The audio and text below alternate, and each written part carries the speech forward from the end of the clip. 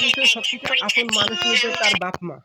তার বাপে স্ট্রোক করে মারা গেছে, কিন্তু তার বাপের কাছে যাইতে পারে না। তার যাইতে হচ্ছে পরীক্ষার সেন্টারে। ওই পরীক্ষাটা ২ দিন পর দিলে কি সমস্যা হইতো? এমন কোনো সমস্যা হইতো? না, কোনো সমস্যা হইতো না। কিন্তু তারপরেও পরীক্ষা দিতে যাওয়া লাগবে। শিক্ষার সমাজ যদি এইভাবে হয় তাহলে কিভাবে হইবে বলেন? আমরা চাই যাতে কোনো হঠাৎ জরুরি কোনো বিপদ পড়লে পরীক্ষা অবস্থায় তাই পরীক্ষার আমরা পরে দিবা এরকম একটা কিছু চাই, এটা সবার কাছে বলি।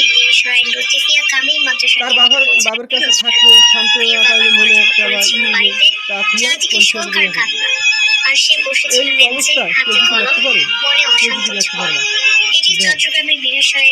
তার বাসা মারা গেছে, পরীক্ষার দেন বাবার মৃত্যু হলেও আলিম পরীক্ষায় অংশ নিয়েছেন নুসরাত জারিন ফিমা নামে এই শিক্ষার্থী।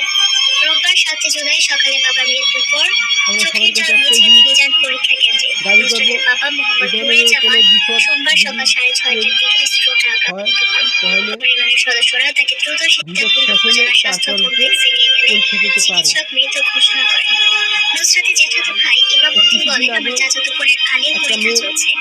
আজ নিজে প্রথম পত্র পরীক্ষা। সকাল ৬:৩০টায় আমার চাচা স্ট্রোক করেন।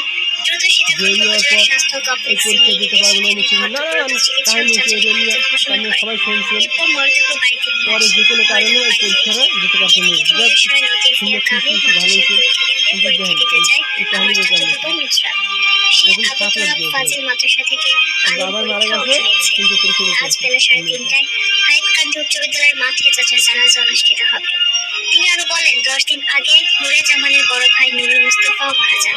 ১০ দিনের ব্যবধানে আমার বাবা ও চাচাকে হারালাম। কিন্তু একটা প্রশ্ন এখানে রয়ে গেছে, এটা কি আমাদের শিক্ষা ব্যবস্থা?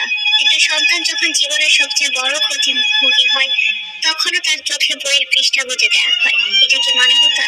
১০ দিন আগে হারিয়েছে এক চাচা, আর আজ বাবা। এই মেয়ে শুধু পরীক্ষা নয়, জীবন নামক যুদ্ধে বসে আছে একা। আমাদের উচিত ছিল তাকে একটু সময় দেওয়া, একটু সহানুভূতি দেখানো। পরীক্ষা তো পরে নেওয়া যেত।